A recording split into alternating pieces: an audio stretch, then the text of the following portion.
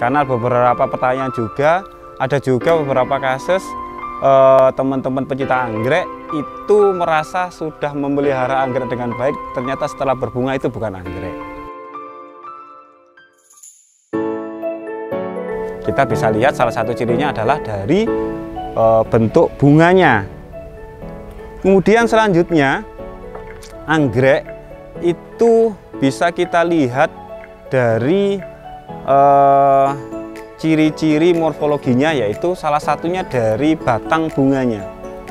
Anggrek dari batang bunganya dibagi menjadi dua, anggrek yang monopodial dan anggrek yang simpodial. Anggrek yang monopodial adalah anggrek yang dengan ciri-ciri dia satu batang saja. Dia satu batang utama. Nah, di satu batang utama ini dia tidak memiliki batas tumbuh, sehingga anggrek yang berjenis monopodial itu bisa tumbuh panjang sampai tidak terbatas.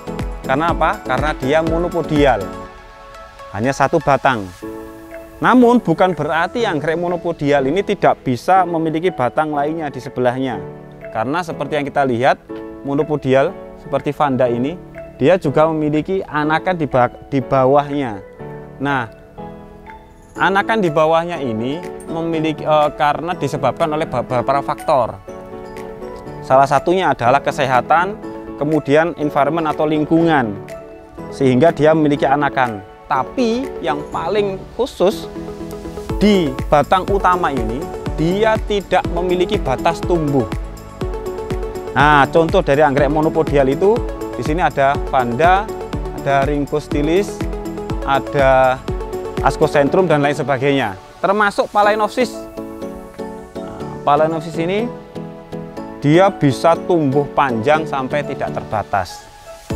Nah, yang kedua ada anggrek simpodial. Nah, simpodial itu seperti anggrek Dendrobium.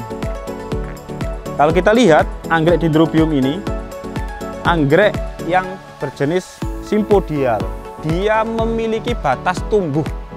Dia tidak bisa tumbuh tinggi sampai tidak terbatas, tidak bisa. Dendrobium dalam catatan saya itu yang tertinggi kurang lebih sekitar 4 meter. Itu pun juga tidak semua Dendrobium bisa setinggi itu. Nah, ciri-cirinya adalah ketika di batang tumbuhnya itu setelah daunnya besar, tambah lama akan mengecil seperti ini. Setelah kecil kemudian membesar di tengahnya, kemudian tambah ujung tambah kecil lagi. Nah, ini ciri ketika setelah sampai di batas tumbuhnya dia akan lebih kecil dan dia sudah tidak bisa tumbuh lagi.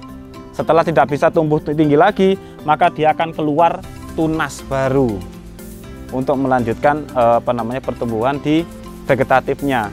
Nah, ciri-ciri anggrek simpodial itu biasanya mereka bisa gerombol sampai seperti ini, bergerombol seperti ini. Jadi satu pot bisa tumbuh banyak batang. Nah, kalau anggrek monopodial biasanya hanya satu seperti ini, ataupun beberapa kasus mereka bisa lebih dari satu, tapi itu tidak sebegitu banyaknya seperti halnya anggrek-anggrek simpodial.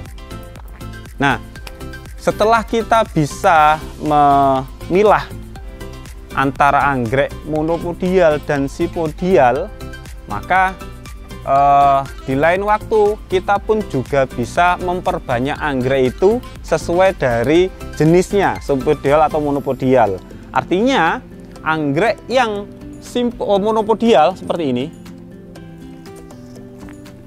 anggrek yang simpodial seperti ini, itu kita bisa potong di tengahnya. Kemudian yang atas kita bisa kita bisa tanam, itu bisa hidup karena mereka bisa mengeluarkan akar dari ruas-ruas di antara daunnya. Itu anggrek-anggrek yang monopodial seperti ini, dia bisa keluar akar di antara ruasnya.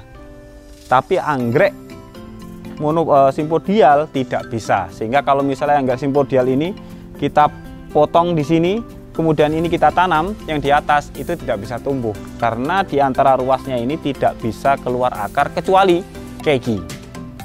Nah, nanti akan kita bahas sendiri tentang keiki. Baik,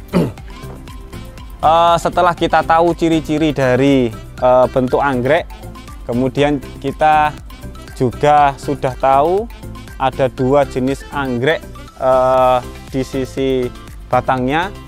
Kita sekarang membahas tentang tempat tumbuh anggrek.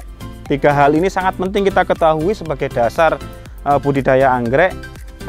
Karena dengan kita bisa mengetahui tiga hal ini, kita bisa lebih optimal dalam memelihara anggrek. Jika anggrek yang kita pelihara adalah anggrek dataran rendah, maka dalam memelihara anggrek tersebut kita harus menyesuaikan, kita tempatkan di tempat yang lebih panas atau tempat yang lebih kering dan bukan tempat yang lembab.